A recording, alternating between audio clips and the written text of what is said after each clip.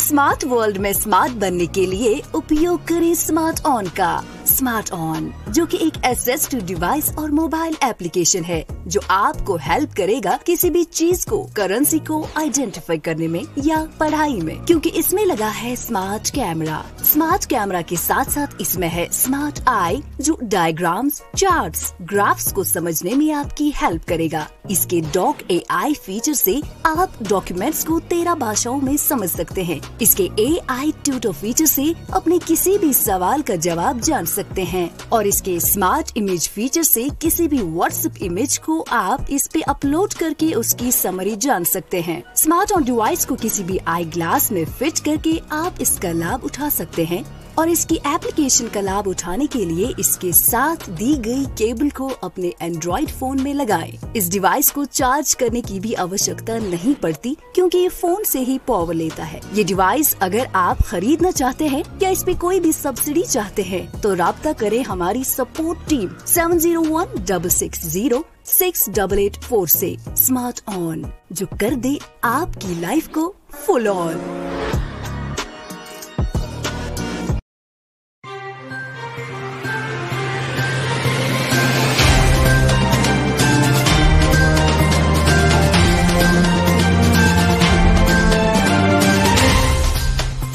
Multilingual Bharat 3.0 सहयोग से निर्माण एक सकारात्मक समाज का या कार्यक्रमामध्ये आपले स्वागत आहे। स्पेक्ट्रम द अवेअरनेस प्रोजेक्ट तर्फे रेडिओ उडान यांच्या सहकार्याने आम्ही भारताच्या प्रादेशिक आणि अनुसूचित भाषांमधील संवादाच्या मालिकेतून पालक, समर्थक आणि विविध क्षेत्रातील तज्ज्ञ यांना एकत्र आणत आहोत। स्पेक्ट्रम द अवेअरनेस प्रोजेक्ट हा एक पालक सहाय्य गट आहे जो न्यूरोडायव्हर्जंट परिस्थिती असलेल्या मुलांच्या कुटुंबांना आणि दिव्यांग व्यक्तींना समुदायाच्या म्हणजेच कम्युनिटीच्या पाठिंब्याची भूमिका समजून देण्याकरता आणि जागरूकता निर्माण करण्यासाठी वचनबद्ध आहे। या वर्षासाठी आमची संकल्पना आहे changing mindsets making inclusion a reality, म्हणजेच मानसिकता बदलणे, समावेशनाला वास्तव बनवणे। माझं नाव वृषाली बरबरे आणि मी पुणे येथील एंडेड किड्स या बुक स्टोअरची संस्थापक आहे। आज आपल्या सोबत आहेत प्राची कुलकर्णी। प्राची कुलकर्णी या नवी मुंबईच्या रहिवासी आहेत आणि आपल्या संयुक्त कुटुंबासोबत राहतात।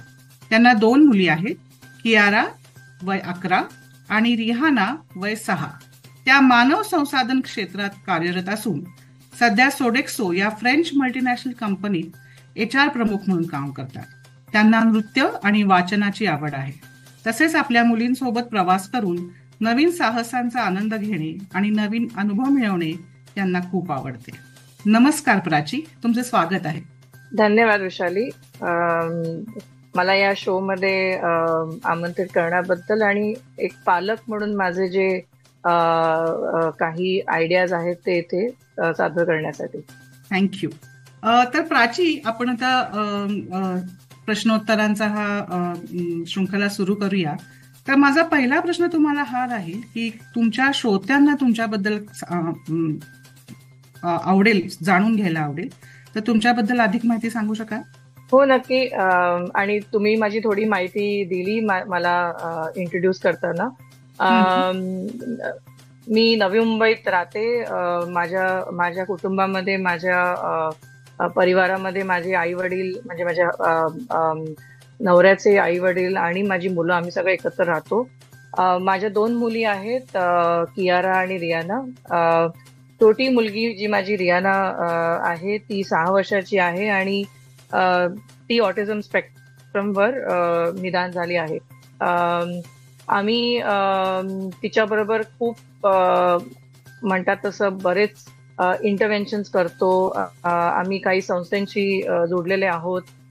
तिच्याबरोबर तिला आम्ही घेऊन जातो। काही प्रोग्राम्स आमच्या स्वतः पालकांसाठी असतात, आम्ही त्यात पण पार्टिसिपेट करतो। आणि आम्ही ऍक्टिव्हली आमचे म्हणतात तसं एक समर्थन गट आम्ही थोडे केले आहेत, ज्याच्यात कारण बऱ्याच पालकांना कधी कधी जाणीव पण नसते की असं आपल्या मुलाबरोबर काही डिफरंट आहे, म्हणजे एक सामान्य मुलाचं जे वाढतीचे टप्पे असतात आणि एक न्यूरो डायव्हर्जंट मुलाचे असतात ते थोडे वेगळे असतात. पण बरोबर. कधी कधी ते समजून पण आपण त्याला म्हणतात तसं आपण त्याच्यावर काही उपचार करत नाही, आपण एक करेक्ट वेळेला इंटरव्हेन्शन करत नाही. तर आम्ही अशा बरोबर. काही गटांवर काम करतो जे पेरेंट्सना थोडे अवेअर करतात की जेवढं हम्म. लवकर तुम्ही एक म्हणतात तसं व्यावसायिक मदत घ्याल आपल्या बरोबर. मुलांसाठी, तेवढा त्यांच्या आयुष्यामध्ये फरक पडतो, त्यांची प्रगती चांगली होते पण त्यांच्या बरोबर. कलेने. तर हे थोडस बरोबर. आम्ही याच्यामध्ये थोडा आमचा वेळ घालवतो आमच्या बियॉन्ड माझ्या मुलीबरोबर आम्ही जे जे इंटरव्हेन्शन करतो त्याच्या व्यतिरिक्त. बरोबर.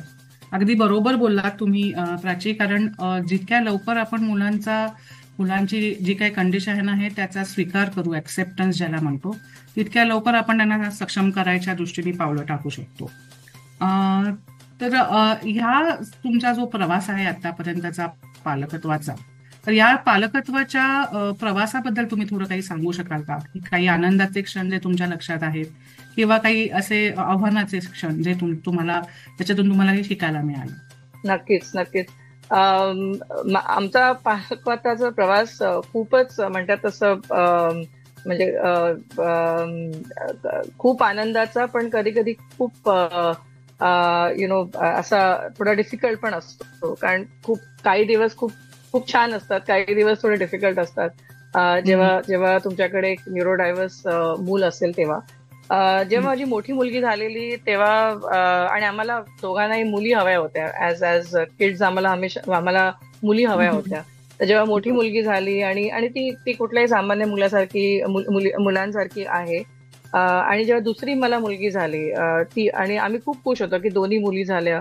आणि ते काही काळ जेव्हा पहिले 1-2 वर्ष जेव्हा ती खूप लहान होती आणि माझी मोठी मुलगी पण तेव्हा एक 4-5 वर्षाची असेल, तेव्हा ते खूप गोड दिवस होते. म्हणजे ती एक बहीण म्हणून जशी तिची ती काळजी घ्यायची, खेळायची, खूप छान होते दिवस ते. वय वर्ष आय थिंक 2च्या वेळेस आम्हाला थोडे थोडे माझ्या लहान मुलीमध्ये थोडे डिफरन्सेस आम्हाला जाणवू लागले. जशी ती हाकेला हाक द्यायची नाही, डोळ्यांनी जास्त संपर्क करायची नाही, ती संवाद साधायला थोडा तिला डिफिकल्टी यायचे, भाषा कळायची नाही, खूप विशिष्ट गोष्टी तिला खायला आवडायच्या, किंवा तिचे खेळणी एका विशिष्ट क्रमाने ती आखायची. खूप मोठा आवाज आला की तिला एकदम घाबरायला व्हायचं, लोकांना जास्त भेटायला आवडायचं नाही. पहिले आम्हाला कळायचं नाही की हे कशामुळे होते. पहिले आम्ही म्हणायचो मे बी थोडीशी इंट्रोवर्ट आहे त्यामुळे असेल. पण जेव्हा भाषा ही जी मेन तिचं एक खूण होती की तिचा टप्पा ती गाठत नव्हती, तेव्हा तिला आम्ही मग थोडं डायग्नोसिससाठी घेऊन गेलो की कशामुळे आहे. आणि मग जेव्हा ते पूर्ण प्रोसेस डायग्नोसिस झालं तेव्हा कळलं की आम्हाला ती ऑटिझम स्पेक्ट्रमवर निदान आहे. तेव्हा पहिले काही महिने खूप खूप कठीण होते. म्हणजे पहिले तर विचार करत गेले की का असं झालं. मे बी माझी प्रेग्नन्सी थोडी लेट होती म्हणून त्याचा काही तिच्यावर परिणाम झाला, किंवा तिला आम्ही फोनमध्ये मुलं आजकाल फोन बघतात, त्या फोनच्या स्क्रीन टाइममुळे काही फरक पडला, किंवा काय अनुवांशिक दोष माझ्यात होते जे तिला आले, असे बऱ्याच गोष्टी होत्या. आणि मग त्यातून लोक पण सांगायचे की तिला जिबेला हे कर, तिला ते कर. तर खूप कन्फ्युजन होतं तेव्हा, खूप गोंधळ होता तेव्हा. पण एक 3-4 महिने नंतर म्हणतात तसं, आणि त्याच्यामध्ये जास्त मी म्हणेन हातभार माझ्या हजबंडचा आहे. पण ते स्वीकृती आम्ही जेव्हा केली तेच पहिलं पाऊल होतं प्रगतीकडे. कारण नंतर आम्ही फक्त विचार केला की आता हिला आत्मनिर्भर कसं करू, ती स्वतःला ती मॅनेज करू शकेल, तिच्या कलेने ती आम्हाला संवाद साधू शकेल, तिला कुठल्याही लहान मुलासारखं ती लहान लहान गोष्टी एन्जॉय करू शकेल, तिला मदत ह्याची कशी करू.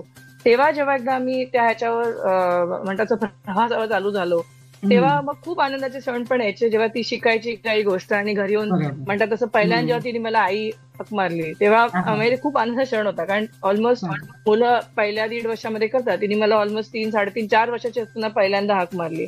तर पण म्हणतात तसं ना, सगळे लहान क्षण खूप इम्पॉर्टंट असतात. काही दिवस काहीच नाही व्हायचं तेव्हा मला वाटायचं की काय करू आता, आम्ही वेगळं काय करू. त्यामुळे असे काही दिवस चांगले, काही दिवस नाही, पण आमचं ध्येय एकच होतं की काही झालं तिला इंडिपेंडंट करा, तिला आत्मनिर्भर करा, ती हेल्दी पाहिजे, तिच्या कलेने तिला गोष्टी आल्या पाहिजेत, हेच आमचं ध्येय आणि आम्ही पुढे पुढे चालत राहिलो. त्यामुळे खूप गोष्टी आहेत आमच्या पालकत्वाच्या प्रवासामधल्या ज्या आम्हाला पण शिकवणी आहेत की काही गोष्टी म्हणतात तसं ग्रँटेड घेऊ नका. कारण प्रत्येक मूल वेगळं असतं.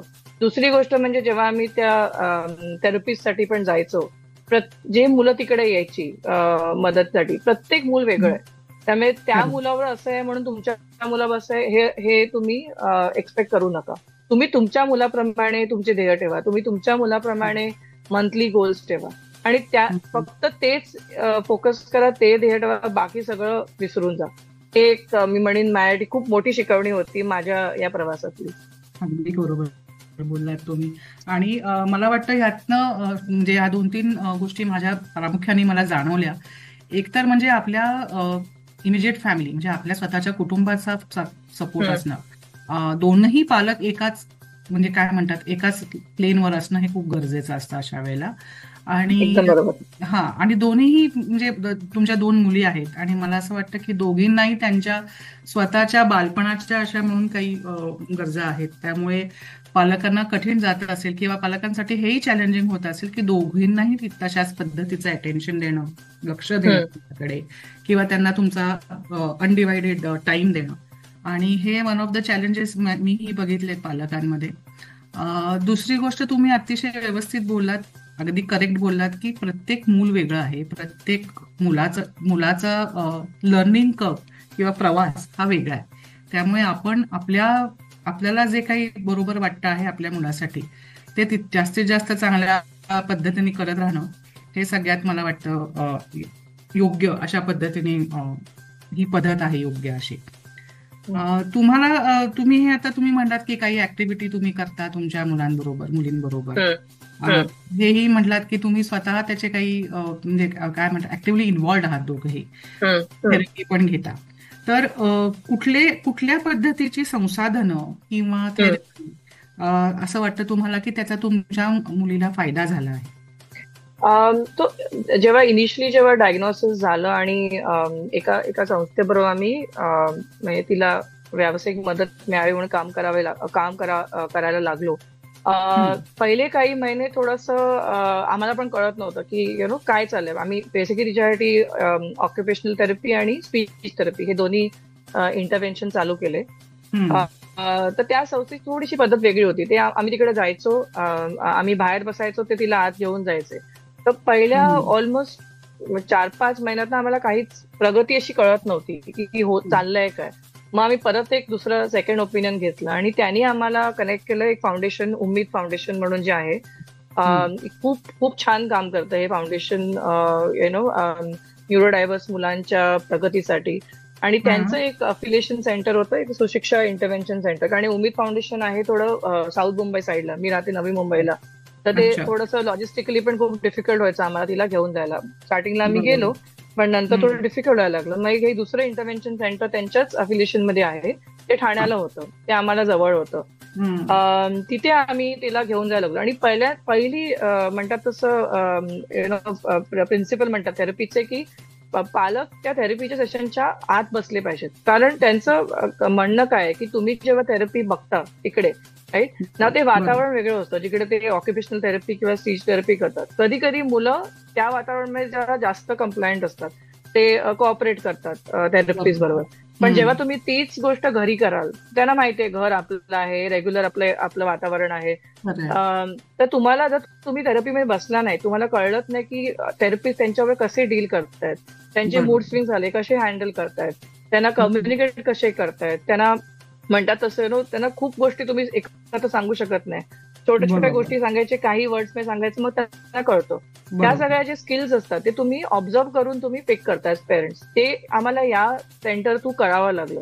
कारण त्यांचं म्हणणं काय असतं की आम्ही तुमच्या मुलांना 1 तास घेऊन बसू किंवा 2 तास घेऊन बसू, पण हे तेव्हा तुम्ही तुमच्या घरच्या वातावरणामध्ये वेगळ्या वेगळ्या प्रसंगामध्ये तुम्ही ते स्किल जेव्हा तिला शिकवाल तेव्हा तिची ती सवय होते आणि मग तिचं म्हणतात तसं लर्निंग कर्व खूप चेंज व्हायला लागतं. तर ते आमच्यासाठी खूप मोठी म्हणतात तसं एक इनपुट होतं ऍज पालक.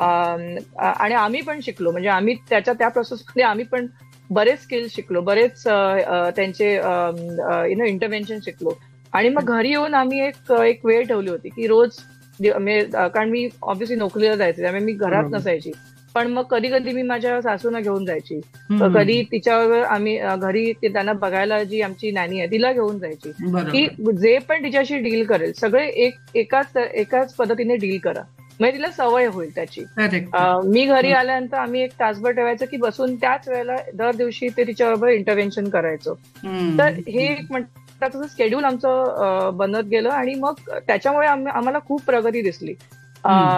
थोडी थोडी हक्का होईना पण प्रगती माझ्यासाठी खूप इम्पॉर्टंट होती. बरोबर. तर त्यांनी त्या सगळ्या इंटरव्हेन्शन या संस्था आणि या संस्थे थ्रू बरेच असे म्हणतात तसं समर्थन गट होते, रिसोर्स ग्रुप्स म्हणतात, पेरेंट्स रिसोर्स ग्रुप. करेक्ट. तर ते खूप सेशन्स घ्यायचे, इव्हन पालकांना सांगायला की तुम्ही तुमच्यासाठी काय केलं पाहिजे. कारण जेव्हा तुम्ही हे सगळं करता, कधी कधी तुमचं दुसरं मुलं, माझ्या केस माझी मोठी मुलगी आहे, बरोबर. तिला इग्नोर करू नका. कारण कधी कधी काय आपलं खूप लक्ष या मुलावर जातं, मग त्या मुलावर म्हणतात तसं एवढं लक्ष जात नाही, आणि मग ते मूल विचार करायला लागतं की माझे आई वडील माझ्यावर तेवढं लक्ष का देत नाही, कारण शेवटी ते पण मूलच आहे. तर ते तुम्ही कसं बॅलन्स करू शकाल. दुसरं म्हणजे तुम्ही स्वतःच्या मानसिक, तुमच्या शारीरिक फिटनेसवर तुम्ही फोकस कराल, कारण हे सगळं करायला खूप एनर्जी लागते. त्यासाठी तुम्ही व्यवस्थित असला पाहिजे. तिसरं म्हणजे कसं तिला तुम्ही समाजात घेऊन जा, कारण जेव्हा तुम्ही तो म्हणतात तसं पुढाव घ्याल तेव्हा समाज तिला एक्सेप्ट करेल. तुम्ही जर तिला घरी ठेवलं, तुम्ही म्हटलं की जाऊ दे, तिला बाहेर घेऊन नको जाऊया कारण तिला त्रास होईल किंवा लोकांना कळणार नाही, मग तिच्यात ती प्रगती कधीच होणार नाही, कारण कधी ना कधी तिला बाहेर तर पडायचंय घराच्या. खरंय. तर त्या सगळ्या गोष्टी पण आम्ही या समर्थन गटातून शिकलो आणि त्यांना आम्हाला पर्सनली खूप फायदा झाला. आणि मग तेच आम्ही दुसऱ्या पेरेंट्सशी कनेक्ट करून त्यांना आम्ही आमचे एक्सपिरियन्सेस सांगायचो. कारण कधी कधी जे आज माझ्या मुलीबरोबर होत आहे ते मे बी 2 महिन्यानंतर दुसऱ्या मुलाला तेच मे बी थोडंसं डिफिकल्ट येत असेल, मग त्या एक्सपिरियन्स ते शिकायचे, आम्ही दुसऱ्यांकडून शिकायचो. त्यामुळे हे सगळं एक म्हणतात तसं ऑलमोस्ट एक इकोसिस्टम छान आमच्यासाठी क्रिएट झालेलं, त्याने आम्हाला खूप खूप फायदा झाला.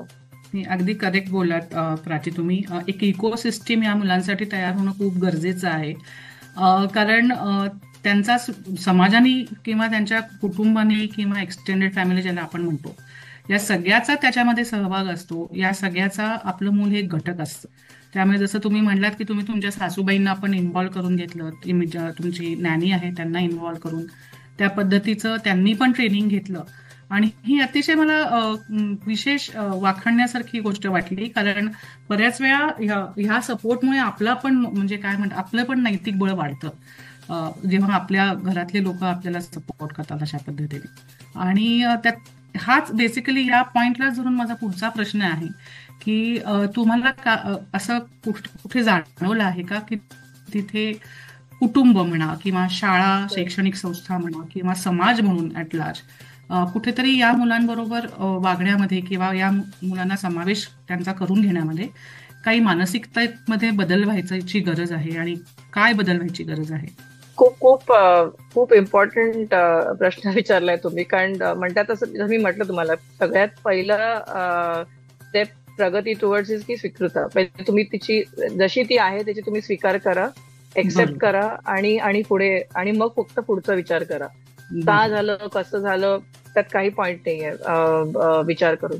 आणि सगळ्यात मोठ्या सपोर्ट सिस्टम त्याच्यासाठी तुमचं पहिली कुटुंब आहे, आणि कुटुंब इमिजिएट फॅमिली जे आई वडील, भाऊ बहीण, आजी आजोबा, हे एक इमिजिएट कुटुंब आहे.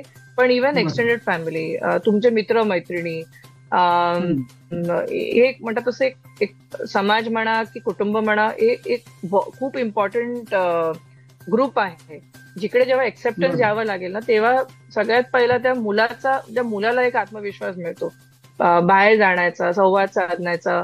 जशी मी आहे तशी मी आहे, मला दुसऱ्यांसाठी मी चेंज नाही करणार, पण दुसरे माझ्या कलेने घेत आहेत. त्यामुळे हे आणि ही सगळ्यांना नाही मिळत, हे मला पण माहिती आहे, कारण जेव्हा आम्ही त्या गटात भेटतो बरेच पालक असे असतात की त्यांच्या सासू सासऱ्यांना हे कळत नाहीये की असं का झालं, दोष देण्यात खूप वेळ जातात. एक्सटेंडेड पालक स्वतः म्हणतात की बाहेर मुलांना घेऊन नाही जायचं, जाऊ दे. त्यामुळे म्हणतात आय एम व्हेरी लकी की आम्हाला एक ऑलरेडी इकोसिस्टम आहे, समजणारे आई वडील, मित्र मैत्रिणी, तिची मोठी बहीण, एक्सटेंडेड म्हणतात तसं फॅमिली, हे आम्हाला मिळालं, ज्यांनी कधी आम्हाला एकदा पण प्रश्न विचारला नाही की हे असं का. त्यांनी समजून घेतलं, त्यांना भलेही ते स्किल्स येत नसतील, पण म्हणतात तसं ना, कधी कधी इकडे असणं हे जरुरी आहे. तुम्ही काय करता हे जरुरी नाहीये, तुम्ही हे असणं करा आणि टीका करू नका, सिम्पथी पण देऊ नका, जस्ट एक्सेप्टन्स बस आहे, राईट. शाळेबद्दल बोलेन मी तर, आणि माझी मुलगी आता 6 वर्षाची जस्ट झाली आहे. थोडस अजून आम्ही शाळेबद्दल आम्ही समजतोय, पण हो, असं नाही की शाळा नाही आहेत, पण कमी आहेत. बऱ्याच शाळांना कळत पण नाही की काय करावं कधी कधी. आणि त्याच्यामध्ये आय थिंक आपल्याला पण थोडं प्रॅक्टिकल होतं की आपण ऍज पालक, आपल्याकडे पण एक भूमिका आहे की शाळांना थोडं कसं आपण अवेअर करतो, कारण अवेअरनेस थोडी लॅकिंग आहे. काही शाळा त्या माइंडसेटने येतात, त्यांचं करिक्युलम पण तसं असतं, त्यामुळे त्यांनी मदत होते. पण बऱ्याच शाळा नसतात.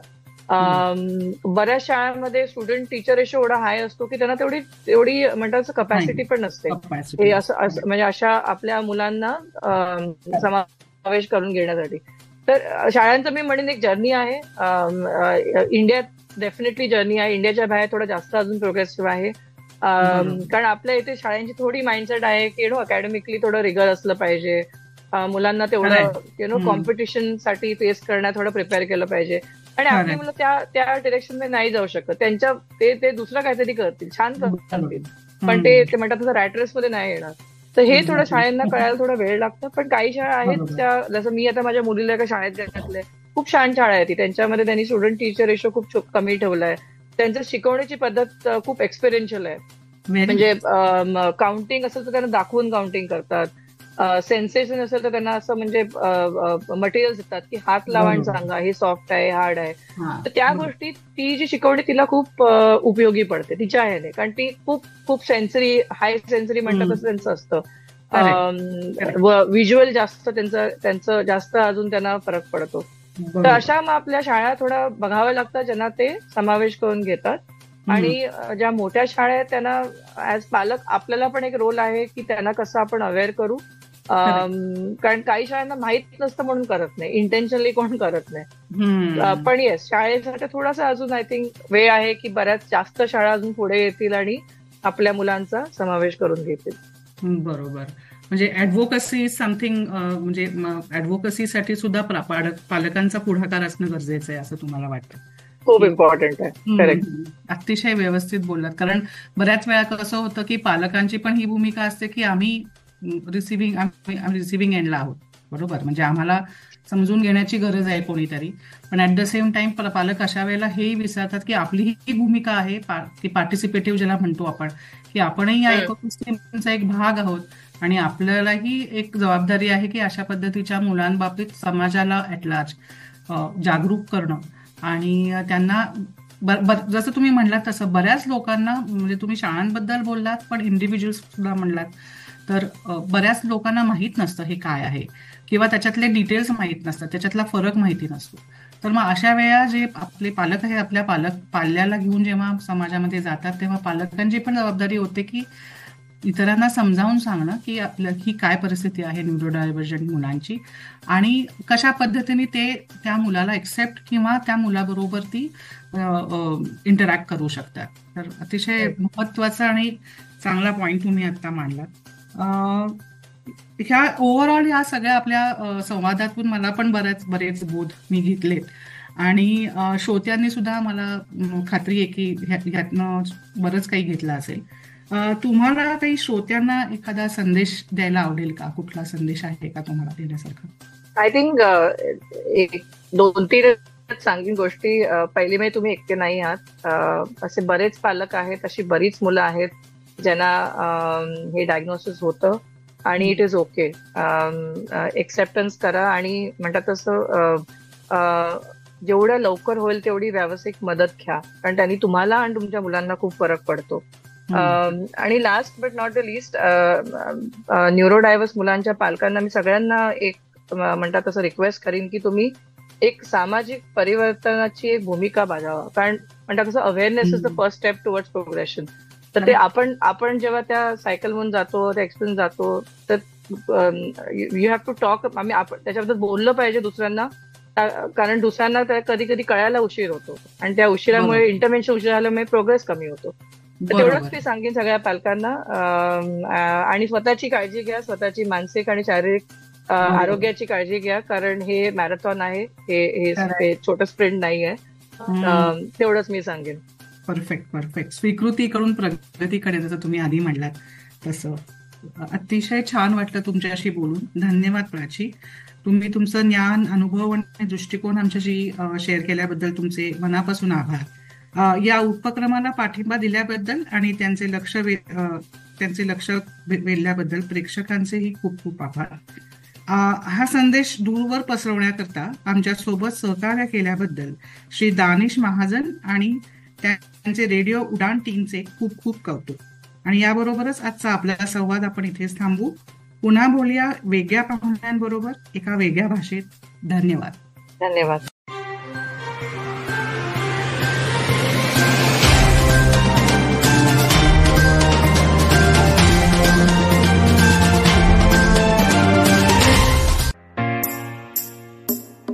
वैसे तो आपको हर चीज में प्रोटेक्शन चाहिए.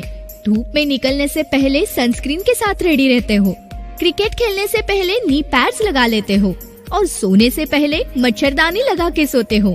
तो बात जब हाथों के जर्म्स की हो तभी प्रोटेक्शन गायब क्यों?